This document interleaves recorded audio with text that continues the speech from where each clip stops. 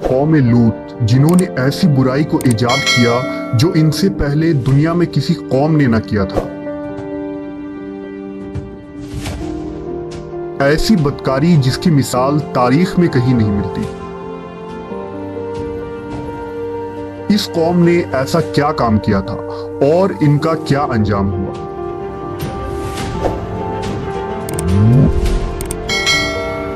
हजरत लूत अलैहिस्सलाम अल्लाह के एक बरगुज़ीदा नबी थे। आपके वालिद का नाम हारान था जो तारिख के बेटे थे।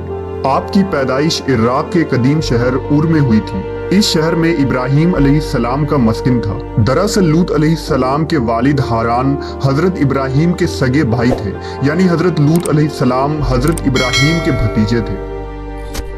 चूंकि हजरत लूत अलैहिस्सलाम के वालिद उनके बचपन में ही इंतकाल कर चुके थे, लिहाजा हजरत लूत को हजरत इब्राहीम ने बेटा बनाकर पाला था। आप हजरत इब्राहीम पर सबसे पहले ईमान लाने वालों में शामिल हैं। आप हजरत इब्राहीम के ज़माने में अहले सुदूम की रहनुमाई के लिए नबूवत के मनसब पर फाइज हुए। हजरत लूत के बहुत सारे मुआजिज़ात हैं। आप जिस वक्त बारिश के लिए दुआ करते थे तो आसमान बादलों से भर जाता और खूब बारिश होती थी। हजरत लूत जिस पत्थर पर सर रखकर सोते, उस पत्थर पर आपके सर मुबारक का निशान बन जाता था। सदूम वो इलाका था जहां लूत अलैहिस्सलाम मबूस फरमाए गए। सदूम के आसपास 5 निहायत ही खूबसूरत शहर आबाद थे, जिनमें से हर एक की आबादी 1 लाख नफूस से ज्यादा ही थी। ये इलाके निहायत ही सरसब्ज शादाब और कुदरत की फैयाजी का हसीन शाहकार था। यहाँ बागात की कसरत थी। लहलहाती खेतियाँ यहाँ की ज़रूरियात से कहीं ज़्यादा थी। उर्दून, शाम और इसराइल के दरमियान बसा हुआ ये इलाका निहायत ही ज़रखेज़ था। वहाँ तरह तरह के अनाज, फल, मेवे बकसरत पैदा होते थे और यही वजह थी कि आसपास के बस्तियों के लोग भी अपनी मुआशी और ग़िज़ाई ज़रूरत के लिए उन बस्तियों की तरफ आते थे। मगर ये बात अहले सदूम के लोगों को बिल्कुल भी पसंद न थी। उनके ख्याल में उनकी बस्तियों में पैदा होने वाले फलों, अनाजों और सब्जियों पर सिर्फ उनका ही हक था। वो नहीं चाहते थे कि दूसरी बस्तियों के लोग उनके इलाके में आए।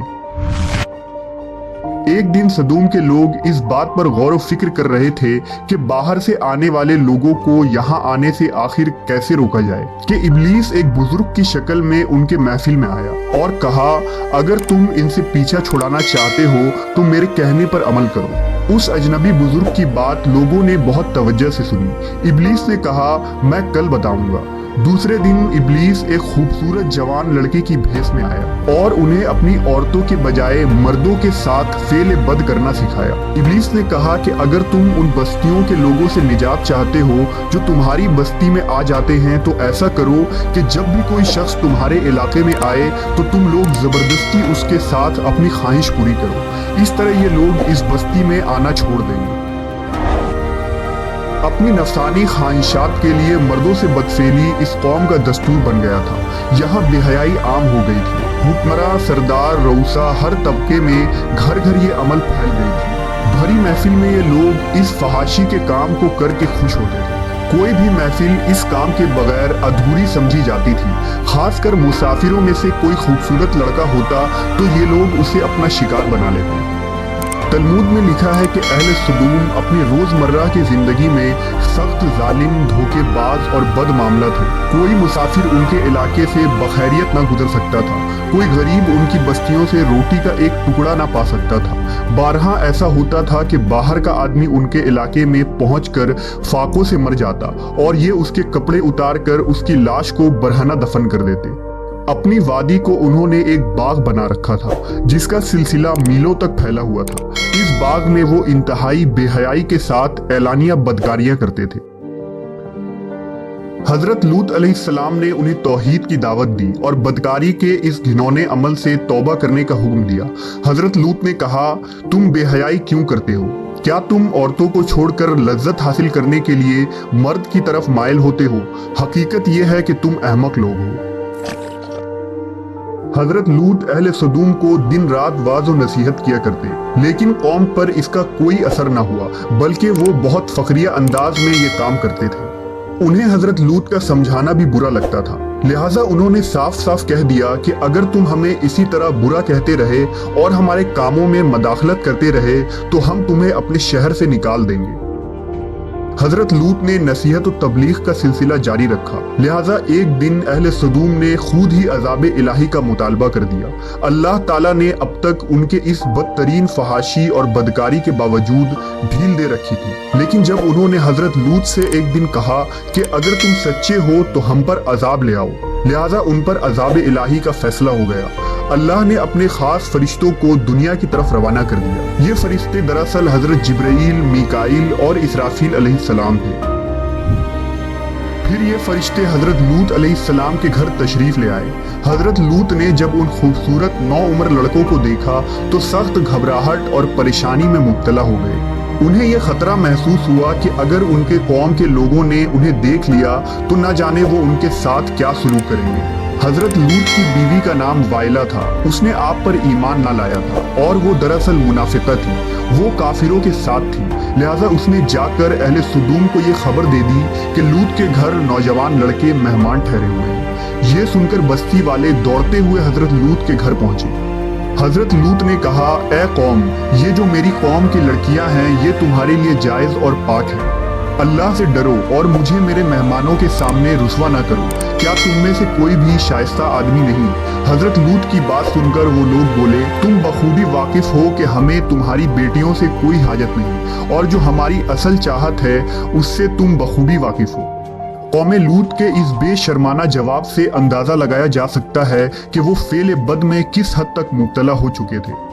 जब हजरत लूत अलैहिस्सलाम की कौम उनके घर की तरफ दौड़ती हुई आई तो हजरत लूत ने घर के दरवाजे बंद कर दिए और उन नौजवानों को एक कमरे में छुपा दिया। उस बदकार लोगों ने आपके घर का घेराव किया हुआ था और उनमें से कुछ घर के दीवार पर भी चढ़ने की कोशिश कर रहे थे। हजरत लूत अपने मेहमानों की इज्जत के ख्याल से बहुत ज्यादा घबराए हुए थे। फरिश्ते ये सब मंजर देख रहे थे। जब उन्होंने हजरत लूत अलैहिस्सलाम की बेबसी और परेशानी का ये आलम देखा तो हकीकत से पर्दा उठाते हुए यूं फरमाया, ए लूत, हम तुम्हारे रब के भेजे हुए फरिश्ते हैं। ये लोग हरगिज तुम तक नहीं पहुंच सकेंगे। अभी कुछ रात बाकी है तो अपने घर वालों को लेकर चल दो और तुम में से कोई शख्स पीछे मुड़कर ना देखे।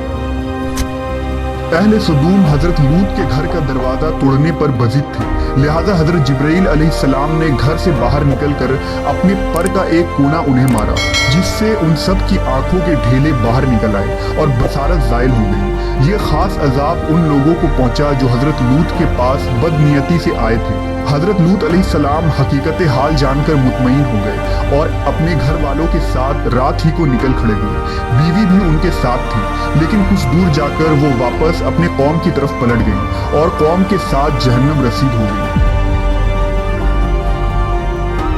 सुबह का आगाज हुआ तो अल्लाह के हुक्म से हजरत जिब्राईल ने बस्ती को अपने पर से उखाड़ दिया और फिर अपने बाजू पर रखकर आसमान पर चढ़ गए। यहाँ तक कि आसमान वालों ने बस्ती के कुत्ते के भौंकने और मुर्गों के बोलने की आवाजें सुनी। फिर उस बस्ती को जमीन पर दे मारा, जिसके बाद उन पर पत्थरों की बारिश हुई। हर पत्थर पर मरने वालों का नाम लिखा हुआ था। जब ये पत्थर उनको लगते तो सर पाश पाश हो जाते। सुबह सवेरे शुरू होने वाला ये अजाब इशराक तक पूरी बस्ती को नेस्तो नाबूद कर चुका था। कौम लूत की उन खूबसूरत बस्तियों को अल्लाह ने एक इंतहाई बदबूदार और सयाह झील में तब्दील कर दिया, जिसके पानी से रहती दुनिया तक कोई फायदा नहीं उठाया जा सकता। समुंदर के इस खास हिस्से में कोई जानदार, मछली, मेढक वगैरह जिंदा नहीं रह सकते, इसलिए इसे डेड सी यानी बहरे मुर्दार कहा जाता है, जो इसराइल और उर्दून के दरमियान वाक़ है। माहरीन आसार ने 10 सालों की तहकीक और जुस्तजू के बाद उस तबाहशुदा शहर को दरियाफ्त किया था। तहकीकात से पता चला था कि उस शहर में जिंदगी बिल्कुल खत्म हो चुकी है। इस शहर के रास्ते और खंडरात को देखकर आर्कियोलॉजिस्ट ने यह अंदाजा लगाया कि जब यह शहर तबाह हुआ तो उस वक्त लोग रोजमर्रा के मामूलात के कामों में मशगूल थे और यहाँ जिंदगी अचानक खत्म हो गई थी। अहले सदूम जिन्हें पत्थर बना दिया गया था, उनके बुत अभी तक बहरे मुर्दार के पास मौजूद हैं, जो ता क़यामत लोगों के लिए एक इबरत है। आज यूरोपीय ममालिक में इंसानी आज़ादी के नाम पर इस बदकारी की इजाज़त दी जाती है और इस फहश अमल को फ़ख्र समझा जाता है, मगर हकीकत ये है कि हमजिन्स परस्ती बिल्कुल फितरत के खिलाफ है, जिससे इंसानी मुआशरा तबाह और बर्बाद हो जाता है। रिवायतों के मुताबिक एक मर्तबा हजरत सुलेमान अलैहिस्सलाम ने शैतान से पूछा कि अल्लाह के नज़दीक सबसे बदतरीन अमल क्या है। इब्लीस बोला, जब मर्द मर्द से बदफेली करे और औरत औरत से ख्वाहिश पूरी करे। हजरत इब्ने अब्बास से रिवायत है कि रसूलुल्लाह सल्लल्लाहु अलैहि वसल्लम ने फरमाया कि उस शख्स पर अल्लाह पाक की लानत हो जो कौम लूत वाला अमल करे।